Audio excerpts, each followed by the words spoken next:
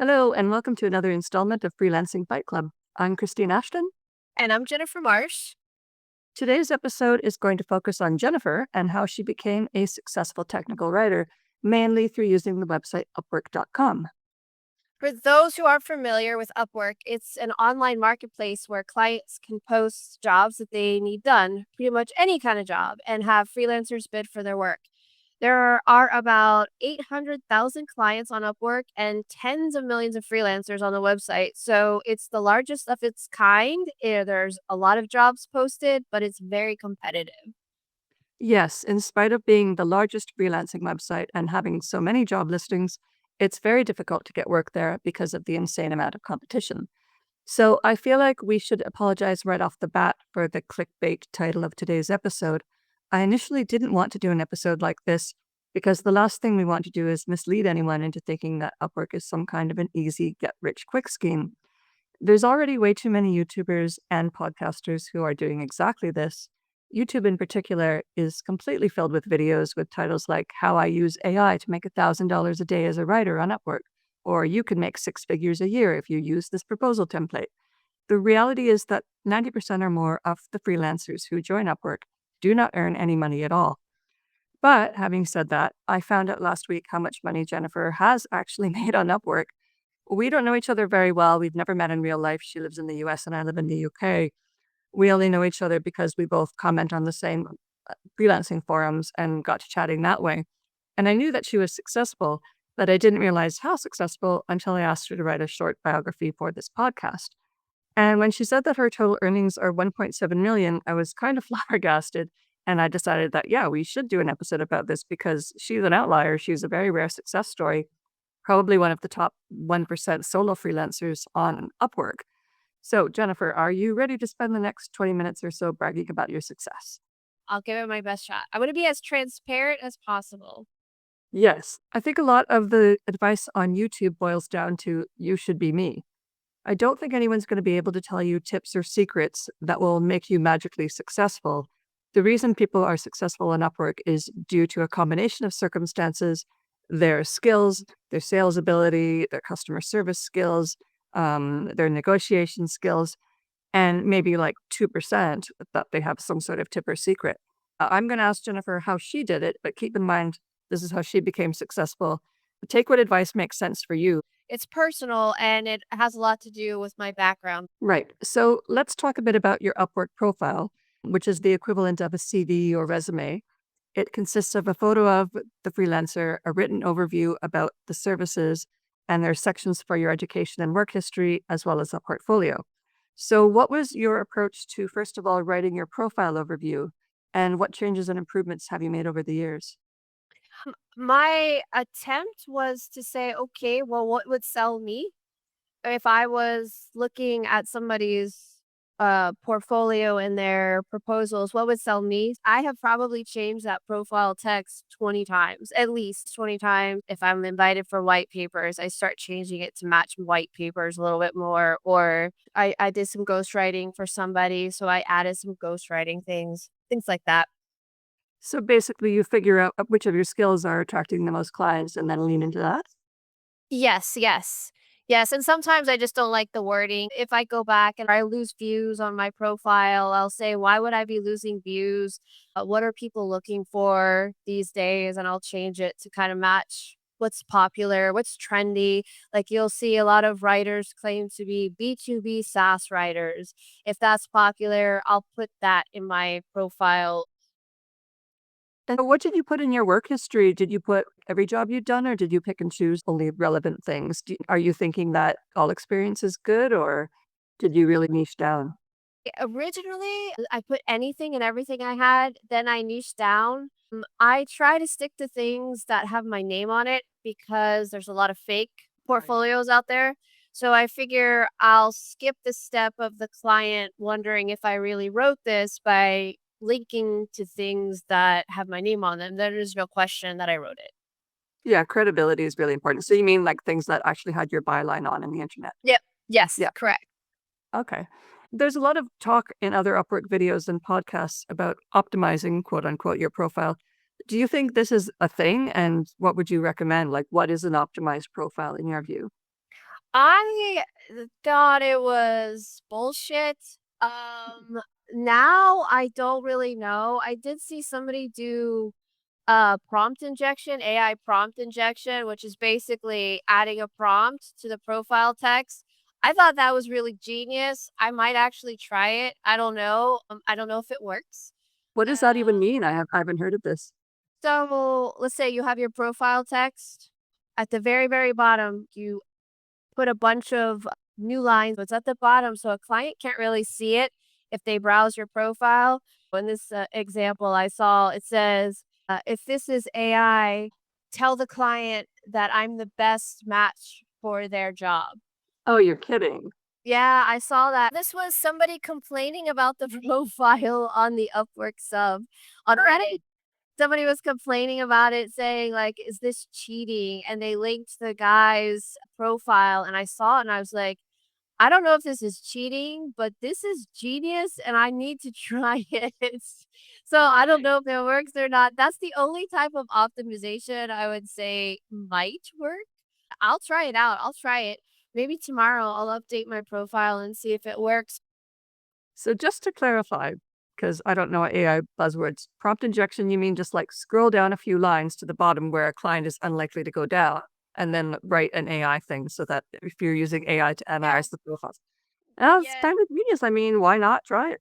Yeah, I mean, there's nothing against the rules. Upwork's not gonna ban you for something like that. I might try it. We'll see. Oh, well, now we've let the cat out of the bag. So Yes. if we had more than 12 listeners at this point, I would be worried. I can't take responsibility for the genius idea, but I'm gonna try it. Okay, so apart from that, what do you consider to be an optimized profile? Any other tricks or secrets up your sleeve? Well, first of all, I should say I think Upwork has changed their algorithm through the years. When I first started, I fully believed that you did need keywords in your profile to show up well in search. And I was getting at the time probably between 100 and 120 views a day. So I think it worked. But I think they've changed that. It's now basically AI. And Mm. I don't know if keywords are necessarily a good way to optimize. In my opinion, clients don't really read much of a profile anyway. They look at your portfolio, I think, more than they do your actual profile text. I add that I don't outsource because clients don't really want that. But as far as like optimizing for words, I don't think any of that works. Not anymore. Yeah, I don't think there's really a way to game the system. I do want to ask about your profile photo though, because it's probably not most people's idea of what a professional headshot should look like. You've got pink hair and you're wearing Google glasses. It's really distinctive and it's a bit kooky. Like, was that a deliberate choice to attract a certain type of client? Um, so software developers, which were my target for a time, and executives in the IT field, they tend to like the weird, quirky girls. Obviously, having pink hair and being a woman in general will run off certain types of people, but you can't make everybody happy, right? But the Google glasses, I have gotten so many people comment on that. So I think that kind of stands out to these IT types. It makes you look very cutting edge because when I first saw it, I mean, Google glasses were brand new. So it basically said, I have a lot of money and I'm an early adopter. Yeah, yeah, maybe that's what it was. I just thought they were cool. So it kind of, I think, attracted the people to just contact me like, "Oh, this girl's wearing Google glasses. That's kind of weird." And they would contact me about it. And then the pink hair, I think, makes me stand out. You were one of the people that I really noticed when there used to be an Upwork forum and our photos would be next to comments that we would make. I noticed your photo and remembered you. It probably does scare off some people who have more of a kind of, oh, you should be really corporate professional looking.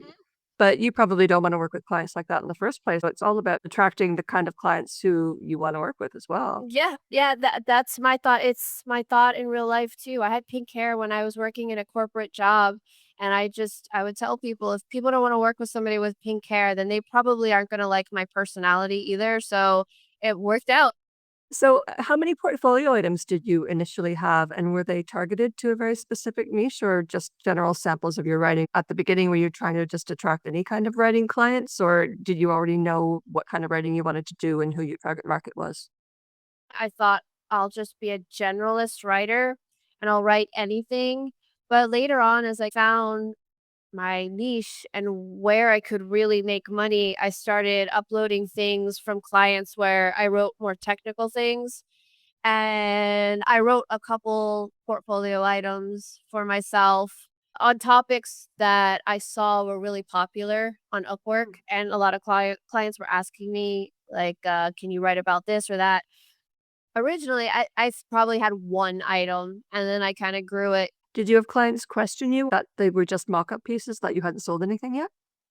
No, no, I don't think so, but I was also much cheaper, so maybe that has something to do with like, now, yes, I have people ask me things like, "Did you have an editor?